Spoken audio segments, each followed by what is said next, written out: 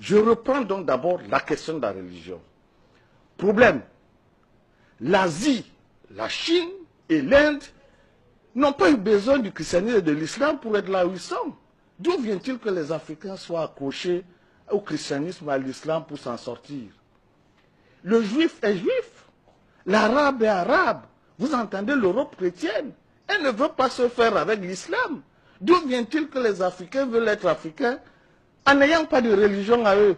Ils veulent être africains en étant musulmans, ils veulent être africains en étant chrétiens, ils veulent être africains en étant bouddhistes. Vous voulez créer quelle Afrique dans cette méthode-là?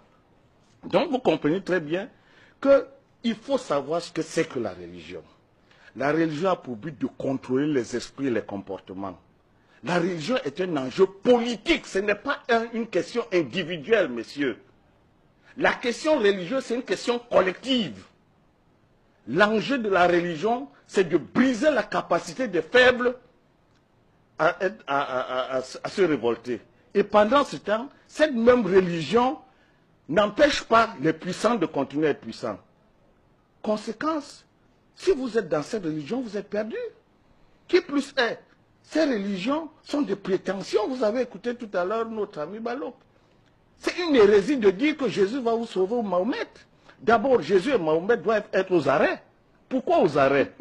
Voilà des personnes qui ont la prétention d'avoir eu Dieu en esprit et qui ont organisé des religions qui ont conduit au génocide, qui payent la facture. C'est eux ou c'est Dieu qui les a envoyés? Auquel cas, si c'est Dieu, eh bien que Dieu, on va l'interroger. Est-ce que vous avez dit à Jésus et Mahomet de venir déporter 30 millions de Noirs en esclavage? Est-ce que vous avez dit à Mahomet de venir mettre en esclavage 8 millions de Noirs? La question est très sérieuse. Ne nous laissons pas embarquer dans des sites mentaux qui n'ont aucun sens. Ce sont des hérésies mentales. Et mon mot n'est pas mal choisi. Il pèse fort. Il n'existe pas un individu sur cette planète Terre qui dise que Dieu m'a dit. L'Afrique a vécu 100 000 ans d'histoire sans qu'il y ait une autre nation, une autre culture.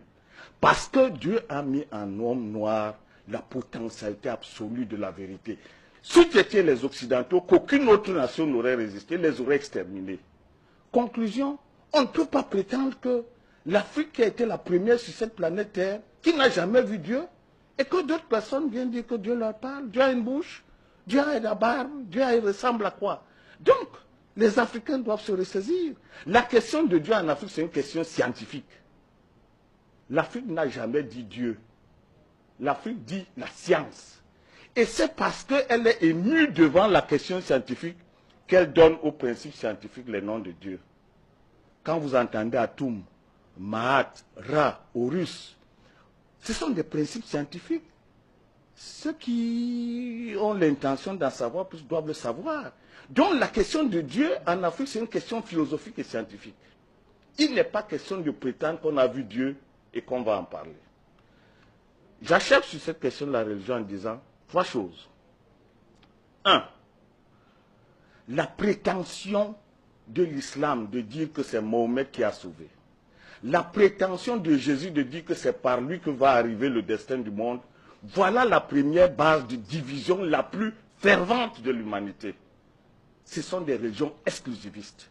Le seul fait que chacun prétende que tu ne passes pas par moi, tu ne vas pas voir Dieu, tu es perdu. Et vos mamans, vous les laissez à qui? Si le salut individuel, votre famille, vous la donnez à qui?